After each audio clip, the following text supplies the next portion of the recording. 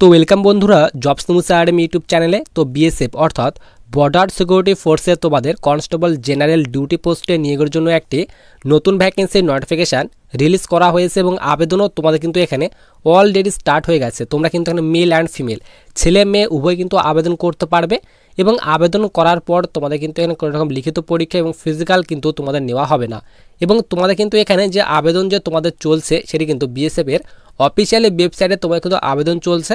তো দেখো তোমাদের কিন্তু এখানে বলা হয়েছে সবার উপরে border security force, ministry of home affairs, government of India, recruitment of meritorious sport person to the post of, এখানে বলা হয়েছে constable general duty under sport quota 2025। তো তোমাদের কিন্তু 2025 ব্যাচের জন্য যে তোমাদের স্পোর্ট কোটা যে তোমাদের রিক্রুটমেন্ট, সেই রিক্রুটমেন্ট অর্থাৎ তোমাদের যাদের এখানে স্পোর্টের সার্টিফিকেট রয়েছে তো তারাই কিন্তু এখানে আবেদন করতে পারবে। জেনারেল ডিউটি অর্থাৎ জিডি পোস্টে তোমাদের নিয়োগ করা হচ্ছে। সবার নিচে দেখো তোমাদের কিন্তু এখানে বলা হয়েছে online application are invited from eligible Indian citizen male and female, ছেলে মেয়ে উভয় আবেদন করতে পারবে। ভারতীয় নাগরিক হলে আবেদন করতে পারবে। অনলি অনলাইন মোডে কিন্তু আবেদন করতে হবে ফর ফিলিং আপ 391 ভ্যাকেন্সিস। তো তোমাদের টোটাল কিন্তু এখানে 391টি ভ্যাকেন্সি দেওয়া হয়েছে for the non gazetted non ministerial post of constable general duty in group C. তো তোমাদের কিন্তু এই পোস্টটি গ্রুপ সির পোস্ট, তারই কথা বলা হয়েছে। এরপর সবার নিচে দেখো এখানে বলা হয়েছে অ্যাপ্লিকেশন ফ্রম ক্যান্ডিডেট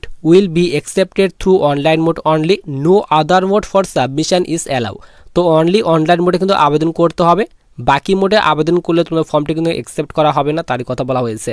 এবং আবেদন করার জন্য লাস্ট ডেট বলা হয়েছে তোমরা কিন্তু এখানে নভেম্বর মাসের 4 তারিখ পর্যন্ত আবেদন করতে পারবে। এবং নিচে তোমাদের কিন্তু এখানে ডিসিপ্লাইনের কথা ভাগ করে দেওয়া হয়েছে যে তোমাদের কোন কোন স্পোর্টের সার্টিফিকেট থাকলে তোমরা এখানে আবেদন করতে পারবে। তো তোমরা স্পোর্টের নামগুলি দেখে নেবে। টোটাল যে তোমাদের ভ্যাকেন্সি তো তোমাদের বলেই দিলাম 391টি টোটাল ভ্যাকেন্সি তোমাদের কিন্তু এখানে দিয়ে দেওয়া হয়েছে।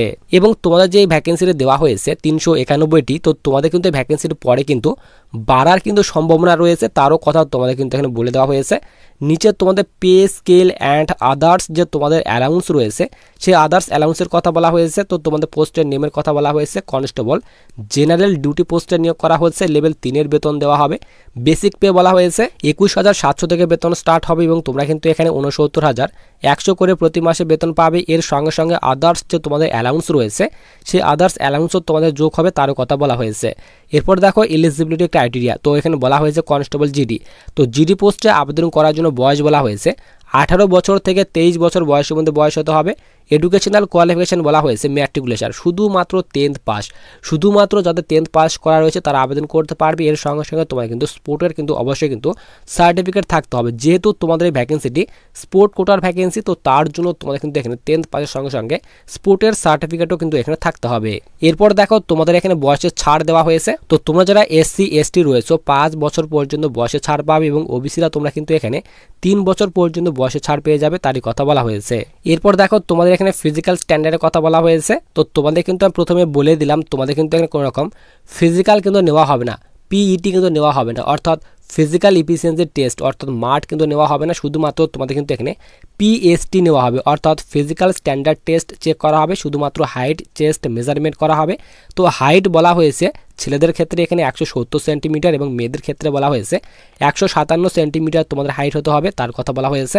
এবং তোমরা যারা এই সব এরিয়া থেকে রয়েছো তো তোমাদের কিন্তু এখানে হাইটের ছাড়ও দেওয়া হয়েছে। তো এখানে বলা হয়েছে তোমরা যারা ST ক্যাটাগরির স্টুডেন্ট তো তাদের ক্ষেত্রে বলা হয়েছে 162.5 সেন্টিমিটার হাইট হতে হবে ছেলেদের ক্ষেত্রে, এবং মেয়েদের ক্ষেত্রে বলা হয়েছে 150 সেন্টিমিটার হাইট হতে হবে।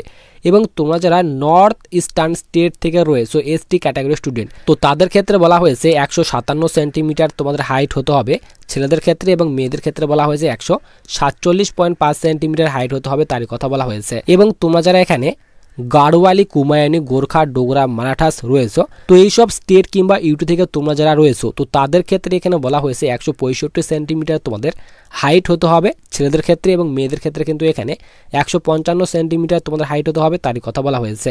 তো এইভাবে তোমাদের কিন্তু এখানে হাইটের ফুল ডিটেলস দিয়ে দেওয়া হয়েছে।